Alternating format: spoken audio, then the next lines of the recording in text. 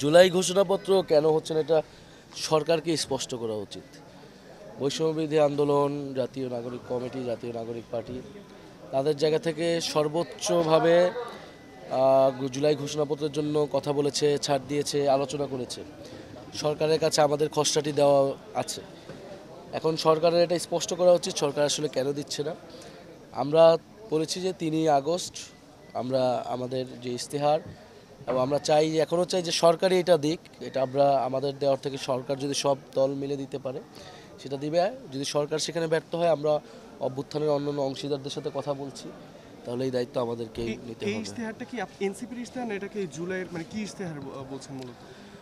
আমরা বলছি যে 3রা আগস্ট এনসিপি তো এনসিপির ইশতেহার দেবে, কিন্তু জুলাই ঘোষণাপত্র আমরা সরকারের কাছ থেকে এই সময়ের মধ্যে পেতে চাচ্ছি এবং এটা সকল অংশীদারদেরকে সাথে নিয়েই যাতে জুলাই ঘোষণাপত্রটা জারি করা হয়। কালার এক্সপার্ট, জর্জ স্যাপ এবং মাইল্ড অন হ্যান্ডস টেকনোলজি সমৃদ্ধ অরিক্স ক্রিস্টাল ওয়াশ আপনার লন্ড্রি এক্সপার্ট।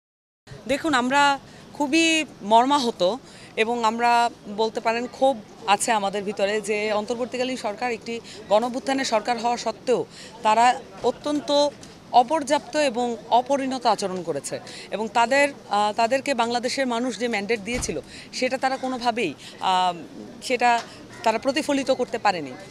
ঘোষণাপত্রের মতো একটি অত্যন্ত গুরুত্বপূর্ণ বিষয়, যেটা ছাড়া গণঅভ্যুত্থানের যে অর্জন বা গণঅভ্যুত্থানের ত্যাগ কোনোটাই ধরে রাখা সম্ভব নয়, সেরকম একটি দালিলিক প্রমাণকে তারা একেবারেই গুরুত্ব দেয়নি এবং সেক্ষেত্রে তারা এক ধরনের একটি দলকে প্রাধান্য দিয়ে জনমানুষের আকাঙ্ক্ষাকে তারা বরঞ্চ ডিসকার্ড করেছে, তারা পাত্তা দেয়নি। এবং সেই জায়গা থেকে আমাদেরকে এই দায়িত্বটা আমরা 31 ডিসেম্বরও নিতে চেয়েছিলাম, কিন্তু তখন আমাদেরকে আশ্বাস দেওয়া হয়েছিল।